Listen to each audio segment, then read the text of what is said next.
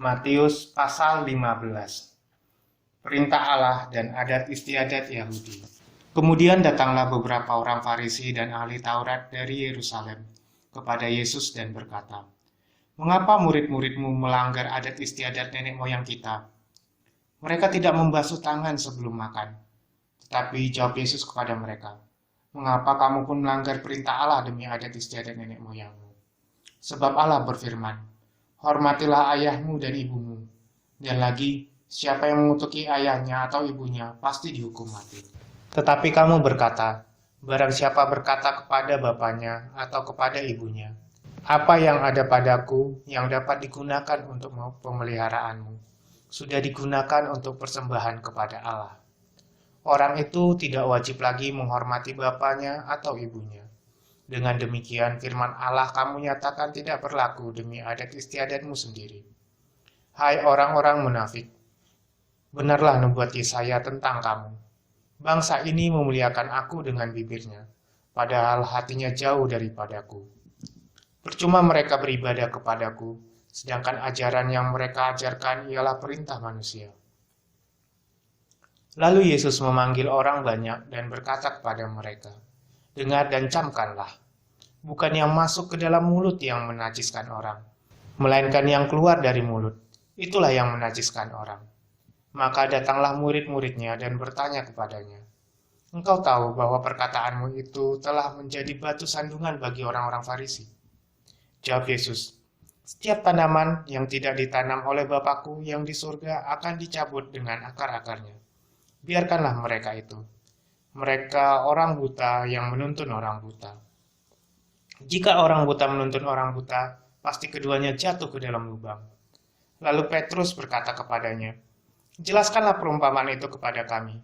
Jawab Yesus, "Kamu pun masih belum dapat memahaminya.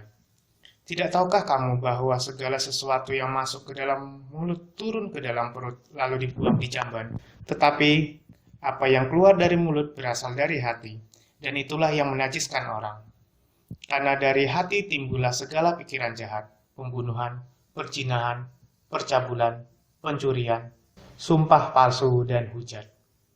Itulah yang menajiskan orang. Tetapi makan dengan tangan yang tidak dibasuh tidak menajiskan orang." Perempuan Kanaan yang percaya. Lalu Yesus pergi dari situ dan menyingkir ke daerah Tirus dan Sidon. Maka datanglah seorang perempuan Kanaan dari daerah itu dan berseru, "Kasihanilah aku ya Tuhan, anak Daud, karena anakku perempuan kerasukan setan dan sangat menderita." Tetapi Yesus sama sekali tidak menjawabnya. Lalu murid-muridnya datang dan meminta kepadanya, "Suruhlah ia pergi, ia mengikuti kita dengan berteriak-teriak." Jawab Yesus, "Aku diutus hanya kepada domba-domba yang hilang dari umat Israel." Tetapi perempuan itu mendekat dan menyembah dia sambil berkata, "Tuhan, tolonglah aku." Tetapi Yesus menjawab, "Tidak patut mengambil roti yang disediakan bagi anak-anak dan melemparkannya kepada anjing." Kata perempuan itu, "Benar Tuhan, namun anjing itu makan remah-remah yang jatuh dari meja tuannya." Maka Yesus menjawab dan berkata kepadanya, "Hai ibu, besar imanmu, maka jadilah kepadamu seperti yang kau kehendaki." Dan seketika itu juga anaknya sembuh. Yesus menyembuhkan banyak orang sakit. Setelah meninggalkan daerah itu, Yesus menyusur pantai Danau Galilea dan naik ke atas bukit, lalu duduk di situ. Kemudian orang banyak berbondong-bondong datang kepadanya, membawa orang lumpuh, orang timpang, orang buta, orang bisu, dan banyak lagi yang lain. Lalu meletakkan mereka kepada kaki Yesus, dan ia menyembuhkan mereka semuanya. Maka takjublah orang banyak itu melihat orang bisu berkata-kata, orang timpang sembuh, orang lumpuh berjalan, orang buta melihat, dan mereka memuliakan Allah Israel. Yesus memberi makan 4.000 orang.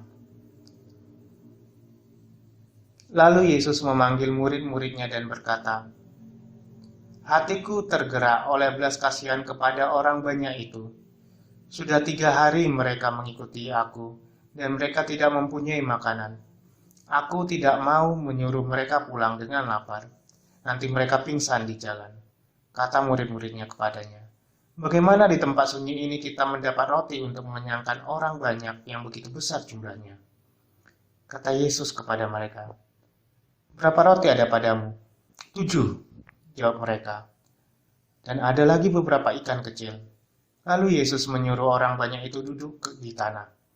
Sesudah itu, ia mengambil ketujuh roti dan ikan-ikan itu, mengucap syukur, memecah-mecahkannya dan memberikannya kepada murid-muridnya. Lalu murid-muridnya memberikannya pula kepada orang banyak. Dan mereka semua makan sampai kenyang. Kemudian orang mengumpulkan potongan-potongan roti yang sisa, 7 bakul penuh.